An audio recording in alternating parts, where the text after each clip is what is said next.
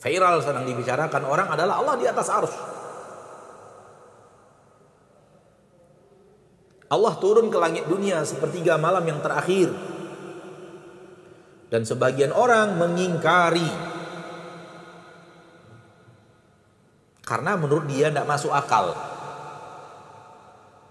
Maka dia ingkari perkataan Allah tentang dirinya, dia di atas arsy. Karena otaknya tidak bisa memahami Allah di atas arsy itu bagaimana. Akhirnya diingkari Allah di atas arsy. Oh, tidak bisa, Allah tidak di atas arsy. Padahal yang mengatakan Allah di atas arsy itu adalah Allah. Kita akan katakan kepada dia, a antum a'lamu minallah? Apakah engkau lebih tahu daripada Allah? Satu poin.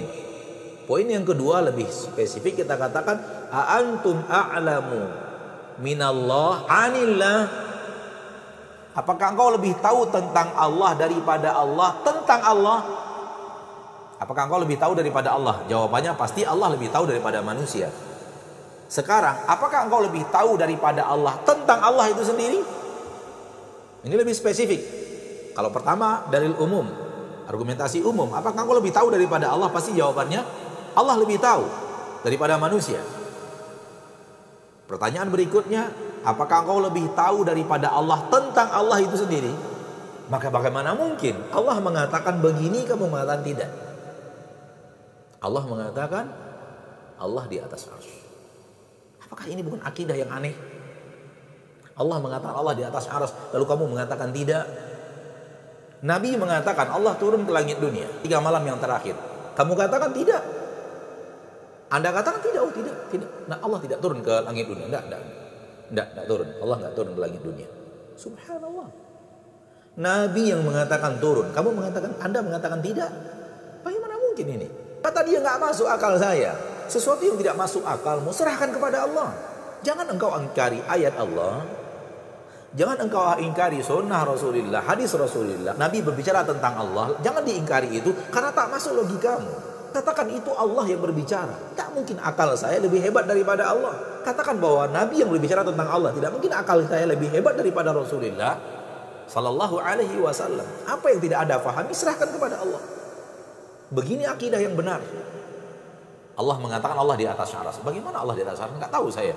Akal saya enggak bisa mengetahui. Ya sudah, serahkan kepada Allah. Allah di atas arsy, ya bagaimananya hanya Allah yang tahu.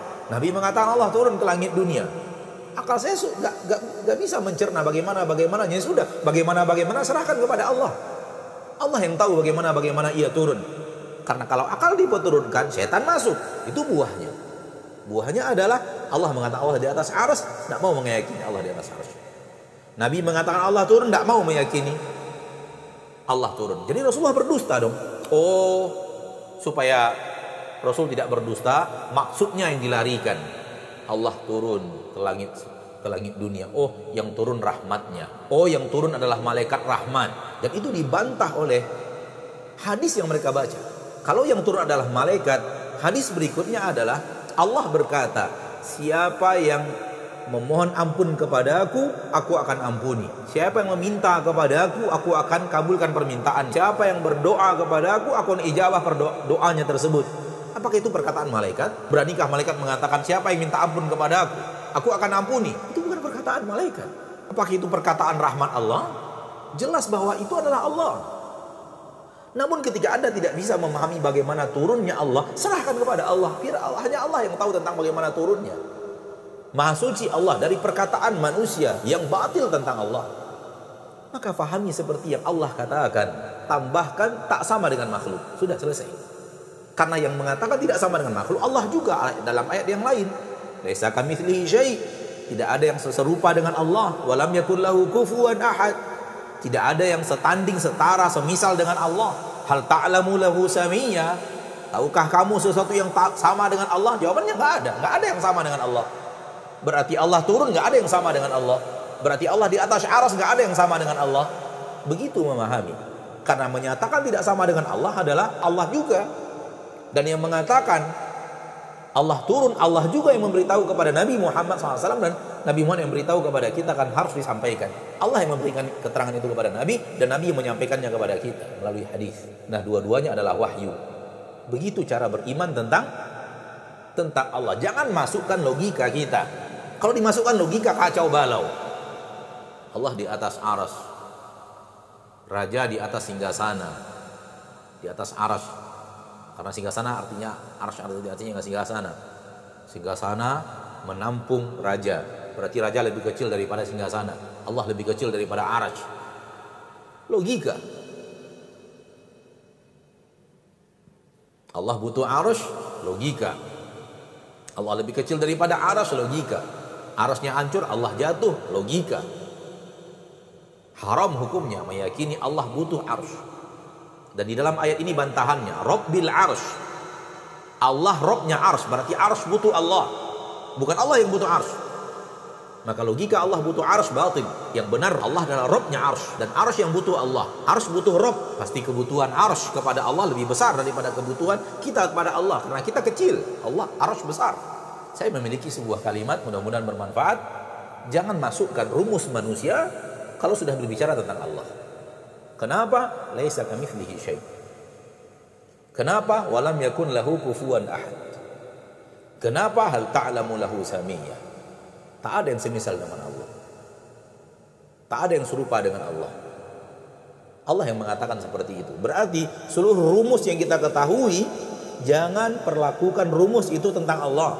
Kalau tidak ada singgasana berarti Allah jatuh. Itu rumus manusia. Kita sudah berbicara tentang Allah. Raja di atas arsy, berarti raja membutuhkan arsy. Itu rumus manusia. Jangan lagi berbicara tentang Allah dengan rumus manusia. Kenapa? Karena yang kita ketahui itu laisa kamitslihi syai'. Allah tidak sama dengan itu. Kalau Allah turun ke langit dunia, berarti arsy kosong. Rumus manusia. Dan sepertiga malam, perbedaan waktunya sangat tipis. Sehingga setiap hari, setiap waktu ada saja sepertiga malam di belahan bumi ini. Berarti Allah nggak pernah naik di atas arsy. Dia turun selalu di bawah. Kenapa? Logika manusia. Jangan lagi gunakan rumus manusia ketika sudah berbicara tentang Allah. Yang menyatakan Allah di atas arsy itu Allah. Bagaimana mungkin kita akan mengingkarinya? Dan aneh bin ajaib. Bapak dan Ibu kaum muslimin dan muslimat, coba dengarkan. Allah mengatakan Allah di atas arsy. Lalu kita mengatakan Allah di atas arsy seperti yang Allah katakan. Lalu mereka katakan kamu sesat. Sementara menurut mereka Allah mengatakan Allah di atas arsy. Lalu mereka mengatakan Allah tidak di atas arsy. Kata mereka kami yang benar. Siapa yang lebih berhak untuk berada di atas kebenaran? Orang yang mengatakan seperti yang Allah katakan tentang dirinya, atau orang yang menolak apa yang Allah katakan tentang dirinya? Wahai manusia yang berakal, siapa yang pantas di atas kebenaran? Dan siapa yang pantas di atas kesesatan? Allah katakan Allah di atas arsy. Allah katakan Allah di atas. Mereka mengatakan tidak. Allah tidak di atas arsy dan Allah juga tidak di atas. Kalian sesat dengan mengatakan Allah di atas arsy. Dan kalian sesat dengan mengatakan Allah di atas. Kami yang benar. Allah mengatakan Allah di atas arsy, kami mengatakan Allah tidak di atas arsy. Allah mengatakan Allah di atas, kami mengatakan Allah tidak di atas. Kami yang benar. Wahai orang-orang yang berakal, coba fikirkan siapa yang pantas di atas kebenaran dan siapa yang paling pantas di atas kebatilan. Orang yang menyatakan seperti yang Allah katakan, atau orang yang mengingkari apa yang Allah katakan. Siapa yang pantas di atas kebenaran? Orang yang mengatakan seperti yang Rasul katakan, dan orang yang mengingkari apa yang Rasul katakan. Siapa yang pantas di atas kebenaran dan siapa yang pantas di atas kebatilan?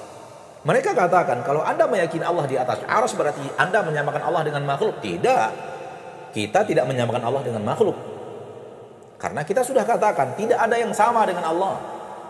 Itu Allah yang mengatakan tentang dirinya. Dia tidak ada yang sama dengan Allah. Maka tidak ada seperti makhluk, seperti yang Anda terbayang dalam otak Anda, seperti yang terbayang dalam logika Anda bahwa Allah di atas arsy berarti menyamakan Allah dengan makhluk. Itu tidak ada. Allah seperti makhluk itu tidak ada. Kalimat itu batil. Kalimat itu adalah kalimat yang tidak benar karena sudah dibantah dalam ayat yang lain. Kita tanyakan kepadanya, Allah melihat? Ya, berarti makhluk juga melihat. Nggak boleh dong diyakini Allah melihat. Allah mendengar? Iya, makhluk juga mendengar. Berarti nggak boleh dong meyakini Allah mendengar. Allah berilmu. Iya, makhluk juga berilmu. Berarti tidak boleh dong meyakini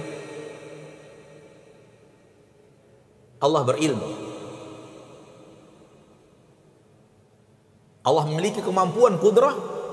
Iya, makhluk juga memiliki kemampuan, memiliki kudrah. Berarti tidak boleh dong meyakini Allah memiliki kudrah. Mereka katakan, oh tidak sama. Allah melihat, makhluk melihat tidak sama. Tidak sama. Melihatnya Allah beda, melihat makhluknya beda. Sama. Allah di atas aras beda, makhluk di atas aras beda.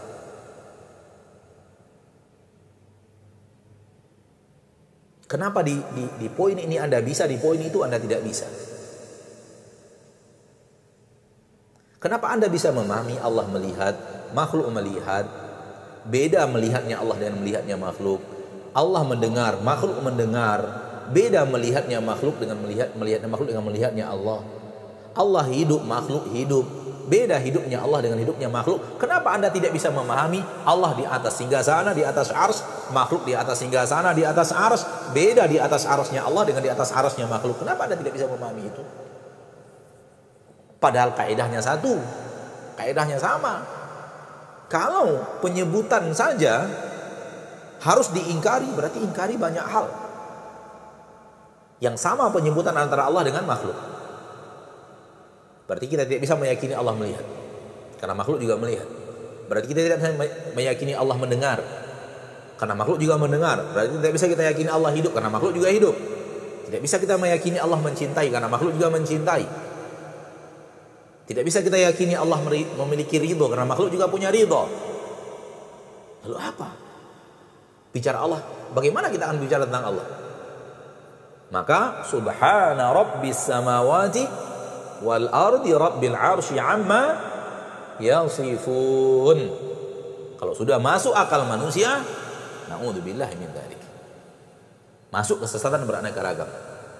Dan hindari, kalau kita ingin mencari kebenaran, hindari kita membuat rumus. Kita membuat rumus tentang Allah, rumusnya dari kita sendiri. Tidak dari Al-Quran, tidak dari hadis Nabi. Hindari itu. Yang menyatakan Allah di atas arsy itu Allah, bagaimana mungkin kita akan mengingkarinya? Wahai manusia yang berakal, siapa yang pantas di atas kebenaran? Dan siapa yang pantas di atas kesesatan? Maka subhana rabbis samawati wal ardi rabbil arsy amma yasifun. Kalau sudah masuk akal manusia, naudzubillahi min dzalik. Kalau kita ingin mencari kebenaran, hindari kita membuat rumus. Kita membuat rumus tentang Allah, rumusnya dari kita sendiri. Tidak dari Al-Quran, tidak dari hadis Nabi. Hindari itu. Karena rumus-rumus itu yang kemudian membuat manusia tersesat. Karena manusia buat rumus sendiri tentang Allah. Yang rumus itu tidak ada di dalam Al-Quran, tidak ada di dalam hadis. Siapa yang memberimu hak untuk bicara tentang rumus tentang Allah? Yang tidak ada di dalam Al-Quran, Allah tidak pernah berbicara itu. Tidak ada di dalam hadis, kan Rasul tidak pernah berbicara hal yang seperti itu. Siapa yang memberikan Anda izin untuk berbicara rumus itu? Adapun manusia-manusia yang kemudian membuat rumus sendiri tentang Allah, kita akan bertanya, siapa yang memberikan Anda legitimasi untuk membuat rumus itu? Khilaf yang dimunculkan atau syubhat yang dimunculkan oleh sekelompok orang yang mengaku dirinya salaf dan dia tidak mewakili salaf. Salaf tidak pernah mengatakan Allah di atas langit. Dan mereka juga tahu Ar-Rahmanu 'alal 'arsy istawa, hadis ayat tersebut. Dan para salaf juga menghafal hadis jariyah yang diriwayatkan oleh Imam Muslim seperti yang tadi diperkirakan oleh yang pesan penanya. Nabi pernah menanya dalam riwayat Muslim tentang seorang budak yang dimerdekakan, hendaknya adalah seorang budak yang beriman. Lalu Nabi mengetes budak tersebut, Ainallah? Dengan pertanyaan Allah di mana? Lalu budak tersebut menjawab, Fis sama, di atas langit. Lalu Nabi bertanya, siapa aku, mana anak? Anta Rasulullah, engkau adalah Rasulullah. Kemudian Nabi berkata kepada tuannya, A'tikha fa innaha mu'minah, merdekakan dia karena dia adalah orang yang beriman. Dari hadis Muslim, Nabi menanya dengan kalimat aina, di mana Allah? Ar-Rahmanu 'alal 'arsy istawa, dalam Al-Quran disebutkan Allah beristiwa di atas arsy. Para salafun saleh tidak pernah dengan membaca ayat ini lalu berkata Allah di atas arsy. Akan tapi mereka berkata, aku serahkan urusan ini kepada Allah. Namanya tafwid. Karena apa? Arsy adalah makhluk. Kalau dikatakan Allah berada di atas makhluknya, berarti Allah butuh dengan makhluk. Dan ini adalah bentuk kesyirikan yang baru lagi. Karena Allah tidak butuh dengan arsy dan tempatnya Allah bukan arsy. Karena arsy diciptakan oleh Allah. Kalau Allah harus bertempat di arsy, lalu bagaimana sebelum Allah menciptakan arsy? Di mana Allah? Di mana Allah? Arsy makhluk? Hah? Lihat, Allah ada tidak butuh tempat. Adapun hadis yang jadi Ar-Rahmanu 'alal 'arsy istawa, Allah beristiwa di atas arsy. Para ahli hak berkata, istiwa Allah lebih tahu, saya tidak tahu. Kalau bersilaku di atas kursiku, ya begini, masa Allah seperti ini? Nggak mungkin. Laisa kamitslihi syai'. Anda tahu istiwanya Allah? Nggak tahu. Ya sudah, kenapa Anda mereka-reka harus duduk di atas arsy? Allah beristiwa di atas arsy.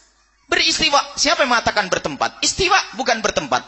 Beristiwa di atas arsy. Dan istawa sendiri maknanya ada 7 makna. Ada berkuasa, ada berini, ada bersemayam, ada macam-macam makna istiwa. Lalu makna yang mana untuk Allah? Makna yang cocok untuk Allah adalah serahkan kepada Allah. Jangan ambil makna yang cocok untuk manusia. Nanti akan merusak makna istiwa itu. Jadi Ar-Rahmanu 'alal 'arsy istawa, Allah beristiwa di atas arsy. Istiwanya Allah kayak apa? Tidak boleh bertanya dengan kayak di dalam diri Allah, dalam zat Allah Subhanahu wa taala. Allah beristiwa di atas arsy. Kalau pakai takwil, Allah berkuasa di atas arsy karena Allah memang berkuasa di atas arsy. Karena arsy adalah paling besarnya makhluk Allah. Kalau Allah berkuasa atas arsy, maka Allah berkuasa dengan semua yang ada di dalam arsy. Baik, adapun hadis jariyah yang diriwayatkan oleh Imam Muslim. Hadis sahih karena Imam Muslim yang meriwayatkannya. Akan tapi lihat, kembalikan kepada usul akidah. Hadis ahad tidak boleh kita jadikan sandaran akidah. Lebih dari itu. Di situ ada riwayat-riwayat yang diriwayatkan oleh Imam Baihaqi dan lainnya. Bahasanya hadis jariyah itu tidak begitu bunyinya. Hadis jariyah itu budak. Hadis yang bercerita tentang budak dalam riwayat lain berbunyi begini. Atashhadina alla ilaha illallah wa anni rasulullah. Apakah kau bersaksi bahasanya tidak ada Tuhan selain Allah dan aku adalah utusan Allah? Hadis sahih riwayat Baihaqi. Dan kisahnya sama tentang wanita ini. Hadis yang diriwayatkan oleh Imam Muslim adalah sahih dan hadis riwayat yang imam lain juga sahih. Kira-kira mana yang benar di antara dua hadis ini? Apakah benar yang harus ditarjih adalah riwayat Imam Muslim? Ulama mana yang mengatakan riwayat Imam Muslim harus didahulukan daripada hadis yang lainnya? Memang betul Imam Muslim didahulukan dari yang lainnya, itu urutan ke-102 menurut Imam Zainuddin Al-Iraqi. Jadi tarjih antara hadis dengan hadis itu ada. Bukan berarti setiap Bukhari Muslim harus didahulukan. Akan tapi ada riwayat lain bahasanya, Atashhadina alla ilallah, apakah aku bersaksi bahasanya tidak ada Tuhan selain Allah? Kemudian riwayat lain, Aina Allah, Allah di mana? Kira-kira mana yang lebih, kira-kira dulu orang awam kira-kira. Tahqiqnya ahli ilmu. Kalau orang awam kita bertanya ahli ilmu. Kalau kita pengen mengetes orang Islam atau tidak Islam dengan apa? Dengan syahadat atau dengan Allah di mana? Coba jujur. Disepakati ulama ijma dari masa ke masa. Kalau orang pengen masuk Islam pakai apa? Asyhadu alla ilaha illallah. Apakah Allah di mana? Mana itu semuanya? Allah di mana? Enggak. Makanya dari inilah ulama mengatakan hadis yang diriwayatkan Imam Muslim adalah makanya hadis riwayat sahih tapi maknanya adalah tidak sesuai, maka ditinggalkan ini riwayat. Kita pakai riwayat yang benar apa itu? Atashhadina alla ilaha illallah wa anni Rasulullah. Kau bersaksi tidak ada Tuhan selain Allah. Apakah kau bersaksi bahwasanya tidak ada Tuhan selain Allah dan aku adalah utusan Allah? Dia menjawab, ya, aku bersaksi tidak ada Tuhan selain Allah dan Nabi Muhammad engkau adalah utusan Allah. Maka ini riwayat yang diambil. Cuman anehnya sebagian orang senang dengan riwayat itu. Memang dia itu adalah anak keturunan orang Mujassimah, mengatakan Allah berjisim dan bertempat, dan itu paling susah dibenarkan. Seolah berhujah dengan riwayat hadis sahih Muslim. Akan tapi riwayat lain mengatakan seperti itu. Atashhadina. Kemudian kebingungan mereka akan terbaca. Allah itu ada di atas arsy. Terus disodorkan ayat. Innallaha bikulli syai'in muhit. Allah meliputi segala sesuatu. Lalu gimana gambarannya? Allah meliputi segala sesuatu. Muhitun bikulli syai'. Muhitun bikulli syai'. Ayat bunyi, bagaimana ayatnya bunyinya? Wallahu bikulli syai'in muhit. Allah meliputi. Jadi, bagaimana mana Allah meliputi? Dia bingung. Jadi ada aras makhluk yang paling gede, Allah ada di sini semuanya. Kemudian ada lagi. Dalam hadis sahih. Allah turun ke langit bumi, ke langit, ke sama'id dunya, ke langit dunia, setiap sepertiga malam akhir. Gimana turunnya? Gimana? Masuk gitu? Gimana? Coba. Karena dari asalnya salah sudah bingung. Kalau kita tidak. Kita selagi sesuatu yang seperti itu kita serahkan kepada Allah. Jangan banyak ditanya. Kalau pengen kita jelaskan pada orang awam, takwil. Takwil artinya apa? Allah berkuasa atas ars. Kemudian Allah turun di sepertiga malam. Rahmatnya yang diturunkan oleh Allah secara khusus. Bukan Allah turun dari mimbar kayak begitu. Bukan. Makanya kalau akidah yang benar enak. Karena dia akan salah. Allah ada di atas ars. Sampai kebingungannya imamnya yang katanya muhaddis, dia tersesat dalam takwil. Dia anti takwil. Para Asy'ariyah adalah ahli orang batil, ahli sesat karena telah mentakwil ayat-ayat Al-Qur'an. Ternyata dianya masuk dalam takwil yang sangat jauh dan sesat. Takwilnya apa? Kalau orang ngerti ilmu mantek akan tertawa. Mereka mengatakan membodohkan Asy'ariyah ini karena kedangkalan akalnya dan kebusukan hatinya. Maka tidak bisa faham Allah di atas ars.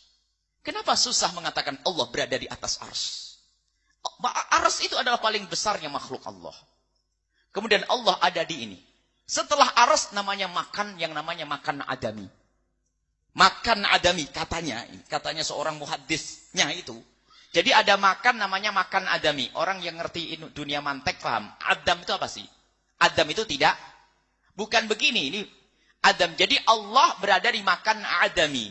Allah yang maha ada berada di tempat yang tidak ada. Nyambung enggak otaknya? Coba ini dituliskan. Allah fil makan al-adami. Jadi ada aras, setelah aras itu makan adami Allah di situ. Karena apa? Kalau Allah dimakan yang wujudi Allah diliputi oleh sesuatu. Dia tidak mau mengatakan Allah diliputi sesuatu. Tapi Allah meliputi sesuatu. Bingung dia. Dan ini adalah kedangkalan. Sederhana. Memang mohon maaf diingatkan tim. Kalau bisa buletin kita minggu ini sudah terbit masalah ini. Kalau memang ada itu. Itu adalah remeh itu. Para salafun saleh mengatakan serahkan urusan ini kepada Allah. Jika anda mendengar tangan Allah, jangan kebayang seperti tanganmu. Serahkan urusan ini kepada Allah. Kalau mulai kebayang Allah seperti manusia, hilangkan Allah tidak seperti itu. Itu kesyirikan. Berhala yang kau buat di otakmu sendiri. Ini mujassimah itu. Sederhana bagi mereka itu. Karena berangkat dari kedangkalannya. Kemudian menyalahkan orang Asy'ariyah. Padahal kalau dikejar mereka bingung dan bingung. Mereka tidak mau takwil.